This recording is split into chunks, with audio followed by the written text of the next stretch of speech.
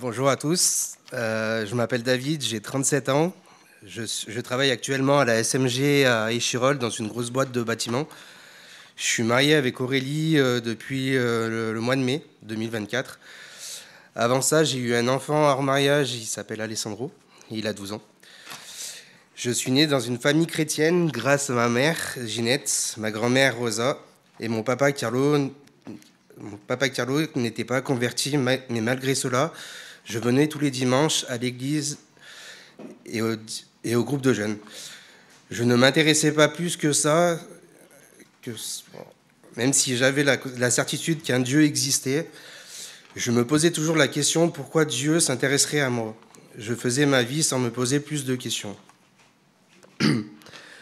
En 2024, la perte de mon grand-père maternel m'a dévasté et a mis encore plus de distance entre Dieu et moi.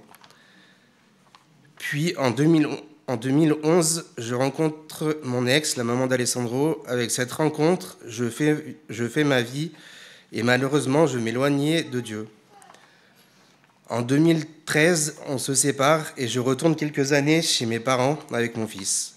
Le retour est difficile malgré leur amour et leur aide. À cette époque, plein de questions me revenaient car je reviens à l'église régulièrement. De 2014 à 2022, je continue de faire ma vie.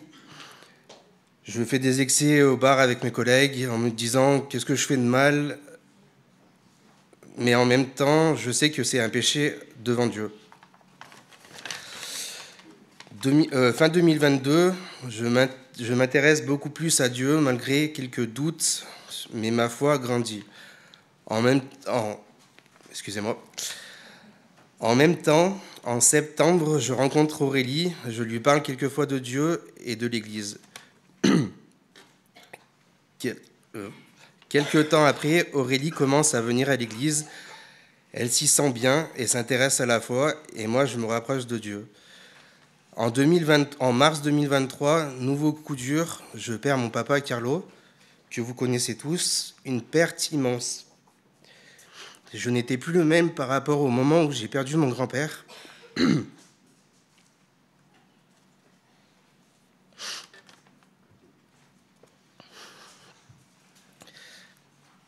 J'avais la certitude que mon papa était sauvé, car avant de mourir, il s'était converti.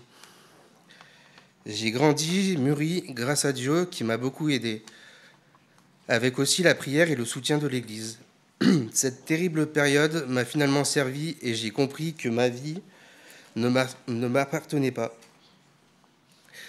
Grâce à cette révélation, j'ai compris l'importance de demander pardon à Dieu pour tout le mal et le mauvais comportement que j'avais eu. Je peux dire aujourd'hui avec certitude que j'ai changé parce que je bénéficie du pardon et la grâce de Dieu. Sans lui, je ne suis rien. Aujourd'hui, j'ai compris que j'étais pécheur et loin de Dieu. Jésus est mon sauveur et mon Seigneur. Je lui appartiens. Je demande le baptême pour témoigner publiquement de ma foi et m'engager à suivre Dieu et à servir son Église.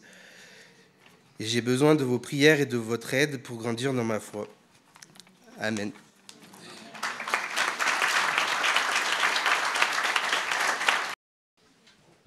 Avant de te baptiser, je vais juste te poser 3 questions pour confirmer ta foi, ton désir de te faire baptiser.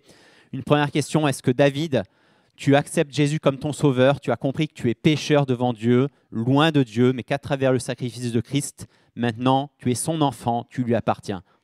Oui, je crois.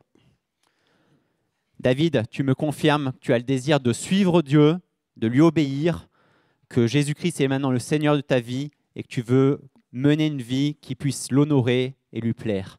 Oui. Et dernière question avant de procéder à ton baptême, est-ce qu'aujourd'hui tu déclares aussi ton désir de servir l'Église, tes frères et sœurs, à travers les dons, les capacités, le temps que Dieu t'a donné, d'être une bénédiction pour les autres, comme l'Église, tes frères et sœurs peuvent être une bénédiction pour toi aussi? Oui.